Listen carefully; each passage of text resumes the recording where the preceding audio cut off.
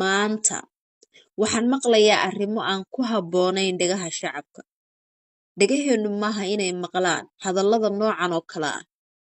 Dadkeennu maaha inay dhegaystaan ama u sii dulqaataan deelqaafka iyo hadallada naca leh ee lagu damqayo nabarradii ama boogihii hore loogu geystay. Cabdiraxmaan Cabdishakuur isaga oo wasiir ah ayuu baddeenna u saxeexay Kenya. Laba cali isma weydiin, cidina kulama xisaabtamin dembiga intaas la eg ee uu ummadda Soomaaliyeed ka galay. Maalin kasta hiifka iyo haaraanka, cadaadiska iyo colaadinta lagu hayo dalkeenna iyo dadkeenna maxaa laga weydiiyeyna Cabdishakuur iyo kooxdiisa. Dhibkaas oo ah hantidii ummadda Soomaaliyeed oo ummad kale gacanta loo geliyey. Saxiixa ay maalin kasta Kenya la taagan tahay badda annagaa leh, idinka ayaana noo saxiixay. Waa saxiixa Cabdiraxmaan Cabdishakuur. Yaa kula xisaabtamay? Kaaga sii darane malaayiin dollar ayaa Soomaaliya kaga baxday in maxkamadda caalamiga ah ee ICJ baddaasi lagu muransan yahay ee loogu muransan yahay nin nacas ah dartiisa loogu gudbiyey. Ma jirto cid ka hadasha ama la xisaabtantay raggii dhibta intaa la eg iyo ceebta intaas la eg ina dhex fadhiisiyey. Kaaga sii darane maanta iyagoo isku tilmaamaya musharaxiin madaxweyne, xoogag xisbi iyo siyaasiyiin ayay ummaddii ay dhaxalkooda beeciyeen hor taagan yihiin oo ay doonayaan weliba inay wax u sheegaan.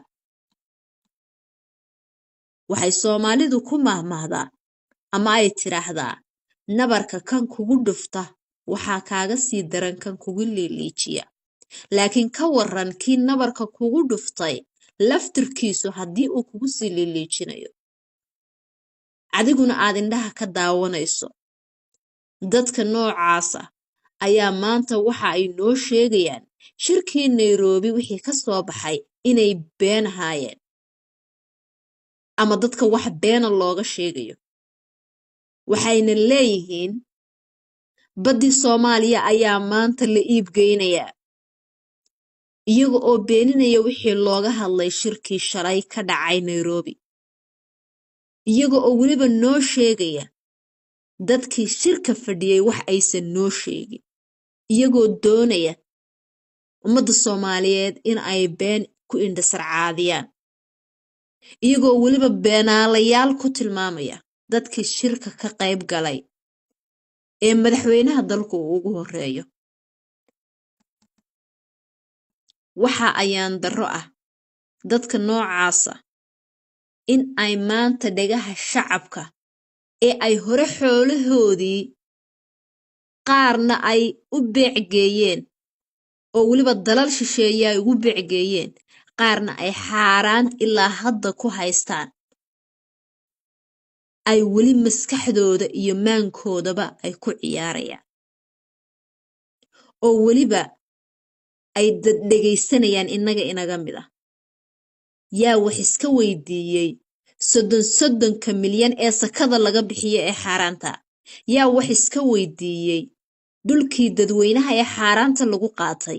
Yaa wax iska weydiiyey shalay kuwii baadiyaha ka soo galay iyaga oo cagacad ee maanta malaayiinta dollar Muqdisho ku dhex maamulanaya?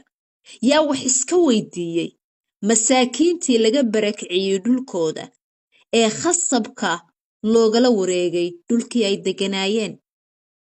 Dadka noocaasi ayaa maanta annaga doonaya baddii ay shalay iibiyeen inay dhahaan maanta dad kale sii iibinaya.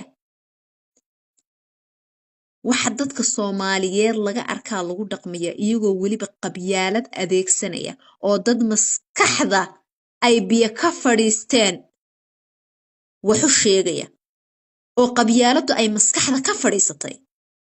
Dad yahow kor u kaca oo maskaxdiina iyo caqligiina fura waxa laydiin sheegayana dhuuxoo dhegaysta.